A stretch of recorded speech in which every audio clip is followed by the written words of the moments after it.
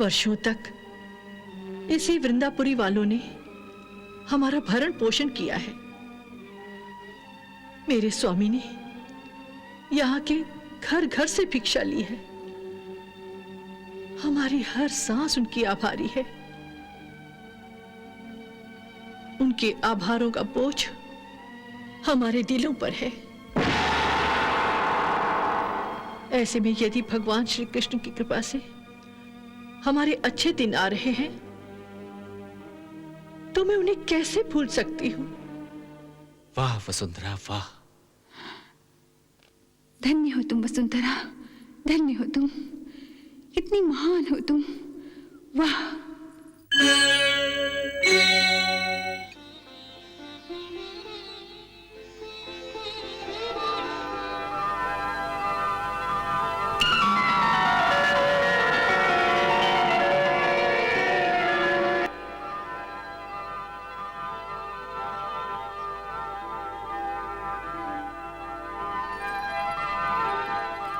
भगवान, विश्वकर्मा का प्रणाम स्वीकार करें।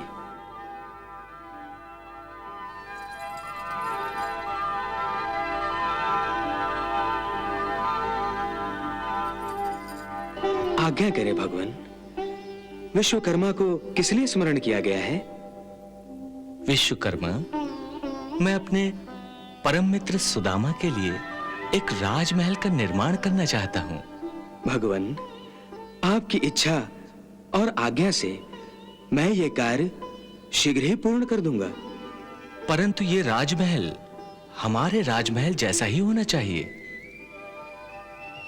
और इस राजमहल की विशेषता ये होनी चाहिए कि इसमें जो भी रहे, चाहे वो सांसारिक हो चाहे वैरागी, उसके मन को शांति और संतोष मिलना चाहिए। ऐसा ही होगा प्रभु। सुदामा जी के राजमहल का निर्माण शांति और संतोष की आधारशिला पर ही होगा। परंतु सुदामा के जाने का समय आ गया है, इसलिए यह कार्य अति शीघ्र होना चाहिए। जैसी प्रभु की आज्ञा।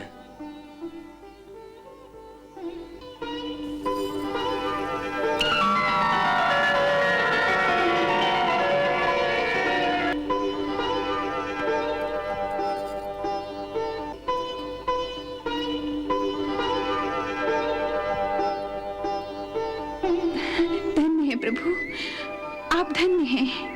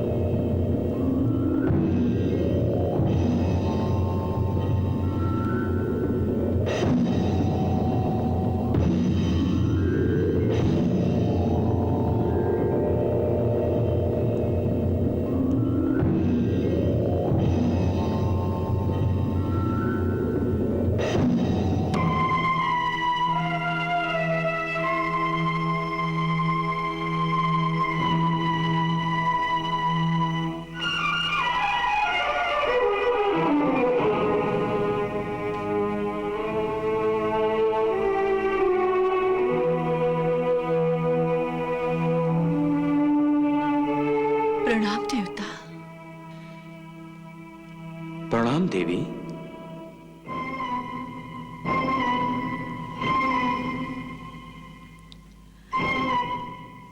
कौन हैं आप?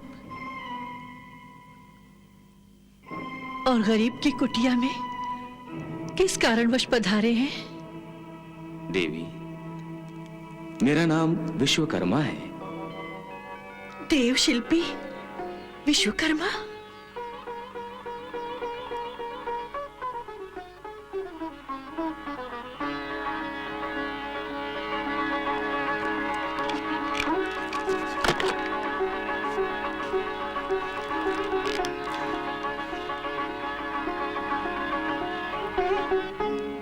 कृपया आसन ग्रहण करें। क्षमा करें, गरीब की झोपड़ी में तो यही एक साधन है। ये टूटी फूटी खाट आपके योग्य तो नहीं, परंतु यदि आप विराजे तो कृपा होगी। आइए।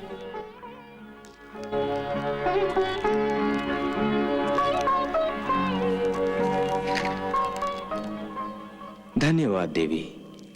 आज्ञा कीजिए, मैं आपकी क्या सेवा करूं? सेवा तो मैं करने आया हूं देवी। मुझे भगवान श्री कृष्ण ने आज्ञा दी है कि सुदामा जी के घर लौटने से पहले इस कुटिया के स्थान पर एक राजमहल का निर्माण करूं। वैसा राजमहल जैसा भगवान श्री कृष्ण का अपना महल है। श्री कृष्ण के महल जैसा राजमहल? हाँ देवी, वैसा ही राजमहल, हीरों पन्नों से जगमगाता हुआ महल, वैसा ही वैभवशाली महल, शानदार महल। ये उनकी उदारता है जो वो एक ब्राह्मण मित्र पर अपनी कृपा कर रहे हैं। एक गरीब की कुटिया को राजमहल में बदलना चाहते हैं, परंतु क्या देवी, आप किस सोच में पड़ गईं? मैं तो सोच रही थी कि भगवान श्री कृष्ण अंतर्यामी हैं। हम गरीबों को क्या चाहिए, क्या नहीं चाहिए, हम क्या स्वीकार कर सकते हैं, क्या स्वीकार नहीं कर सकते, वो सब जानते हैं। निसंदेह वो सब जानते हैं, तभी तो वो आपके परिवार के लिए सारे सुख उपलब्ध कराना चाहते हैं।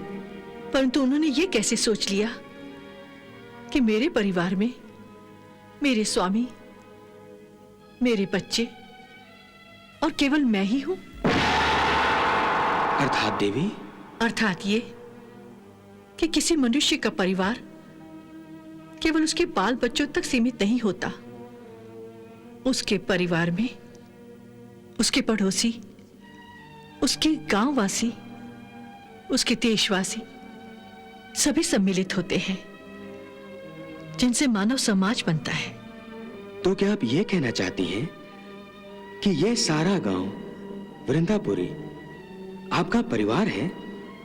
हाँ विश्वकर्मा जी, परिवार उसे कहते हैं जिसके सदस्य स्नेह और सहानुभूति की रस्सी से एक दूसरे से जुड़े होते हैं। किसी एक की उंगली कटती है तो दूसरे को दर्द होता है। एक पड़ोसी भूखा होता है तो दूसरे पड़ोसी को खाना अच्छा नहीं लगता। किसी एक का झोपड़ा जल उठता है तो दूसरे आग बुझाने के लिए कूद पड़ते हैं। जानते हैं क्यों? केवल इसलिए कि सभी स्नेह और सहानुभूति की रस्सी में बंधे हुए एक ही परिवार के लोग हैं।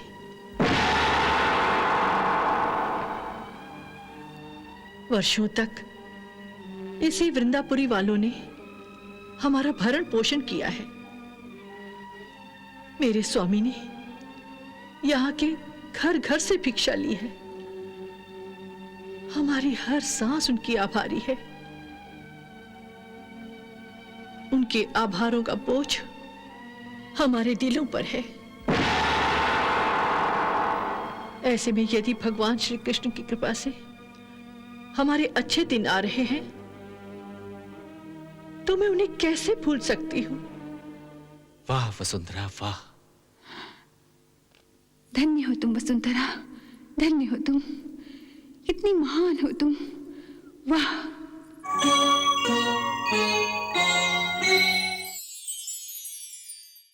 वृंदापुरी निर्धनों की बस्ती है। मैं इस नरक के बीच में आपको केवल अपने लिए स्वर्ग बनाने की अनुमति नहीं दे सकती हूं। इसलिए आप हमारी ओर से भगवान से सादर ये निवेदन करें कि या तो इस झोपड़ी को यूं ही रहने दे, या फिर पहले वृंदापुरी के हर घर को स्वर्ग बनाए, फिर हमारी कुटिया पर कृपा दृष्टि करे। हे देवता, आप ही बताइए, मेरे स्वामी जब द्वारकाधीश से मिलने निकले थे, उन्हें भेंट देने के लिए हमारे पास 5 सुपारियां तक नहीं थी। तब मैं ही अपनी पड़ोसन से 2 मुट्ठी चावल मांगकर लाई थी। क्या ऐसे पड़ोसियों को इस समय मेरा भूल जाना उचित है? नहीं देवी, बिल्कुल नहीं। नहीं ना? तो यदि मेरे इन्हीं निर्धन पड़ोसियों के टूटे फूटे झोपड़ों के बीच त्रिलोकीनाथ ने हमारे लिए राजमहल बना दिया, तो क्या अच्छा लगेगा? हे स्वर्ग निर्माता, वृंदापुरी निर्धनों की बस्ती है। मैं इस नरक के बीच में आपको केवल अपने लिए स्वर्ग बनाने की अनुमति नहीं दे सकती हूं। इतनी स्वार्थी नहीं हूं मैं। इसलिए आप हमारी ओर से भगवान से सादर ये निवेदन करें कि या तो इस झोपड़ी को यूं ही रहने दे, या फिर पहले वृंदापुरी के हर घर को स्वर्ग बनाए, फिर हमारी कुटिया पर कृपा दृष्टि करे। हे देवी, मैं अभी भगवान की इच्छा पूछता हूं।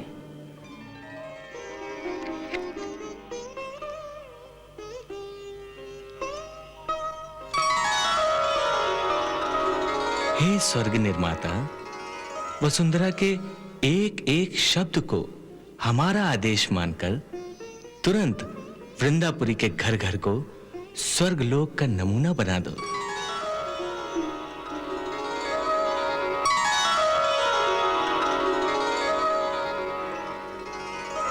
हे देवी, भगवान ने आपकी इच्छा को स्वीकृति दे दी है। मुझे शीघ्र ही सारे वृंदापुरी का उद्धार करना होगा।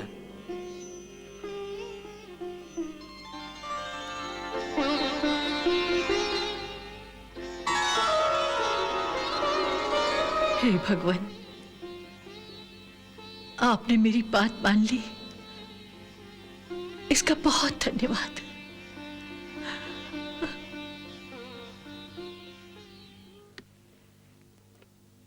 वाह वसुंधरा वाह, आज तुम्हारे मन का इतना विशाल और चरित्र का इतना विराट रूप देखकर आत्मा गदगद हो गई।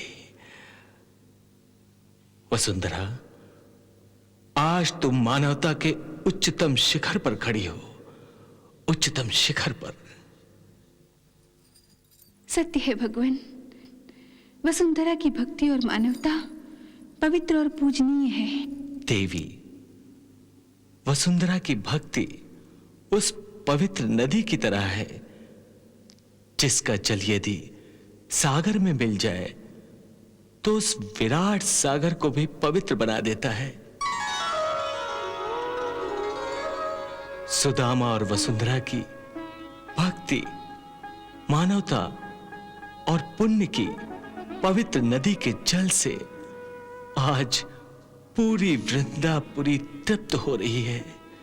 यह आपने अच्छा ही किया भगवान कि सुदामा और वसुंधरा को निहाल कर दिया, सब कुछ दे दिया उन्हें। परंतु हे देवी, हमने तो अपनी ओर से सुदामा और वसुंधरा की सांसारिक इच्छाओं की पूर्ति करके अपने आधे चावल का थोड़ा मोल तो चुका दिया है, परंतु अब आपकी बारी है। उस शेष आधे चावल का कुछ मोल आपको भी चुकाना है, याद है ना?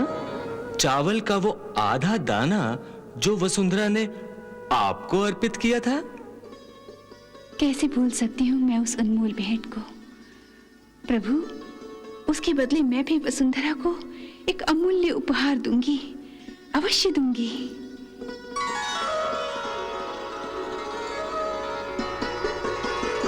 वृंदापुरी के नगरवासियों, मैं विश्वकर्मा हूं, देव शिल्पी विश्वकर्मा।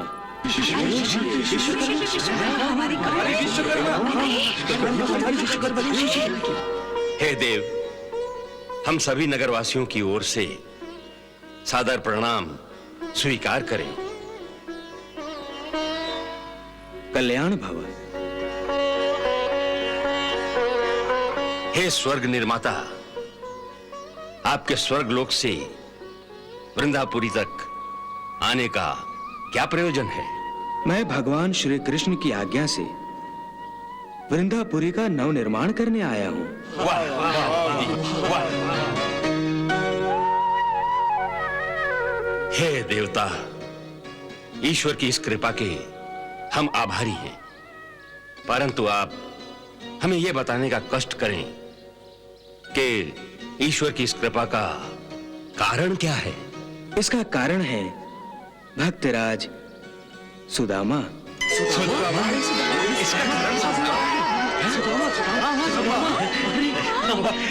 सुदामा। द्वारिकाधीश भगवान श्री कृष्ण अपने मित्र सुदामा को एक अनोखी भेंट स्वरूप उनकी कुटिया के स्थान पर एक राजमहल का नव निर्माण करवाना चाहते हैं, परंतु परंतु क्या देव? परंतु उनकी पत्नी देवी वसुंधरा ने इसकी आज्ञा नहीं दी। देवी वसुंधरा की इच्छा है कि पहले वृंदापुरी के प्रत्येक घर को महल बनाया जाए, फिर वो अपनी कुटिया को महल बनाने की आज्ञा देंगी। अतः भगवान श्री कृष्ण ने देवी वसुंधरा की ये इच्छा भी स्वीकार कर ली है। वसुंधरा बहन, तुमने तो कमाल कर दिया। अरे सखी, कमाल नहीं, हम सबको निहाल कर दिया, निहाल। देवी वसुंधरा की इच्छा और भगवान श्री कृष्ण की आज्ञा अनुसार मैं वृंदापुरी के प्रत्येक घर को महल में परिवर्तित करने आया हूँ। क्या हमारा घर राजमहल बन जाएगा? अब हम सबके घर राजमहल बन जाएंगे? अरे अवश्य। देव शिल्पी के कथन में शंका कैसी?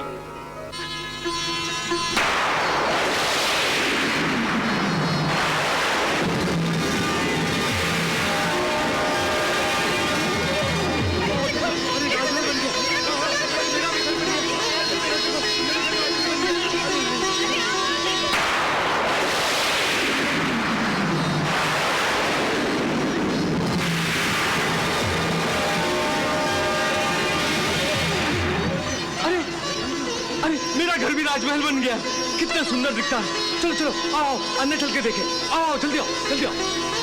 वाह प्रभु।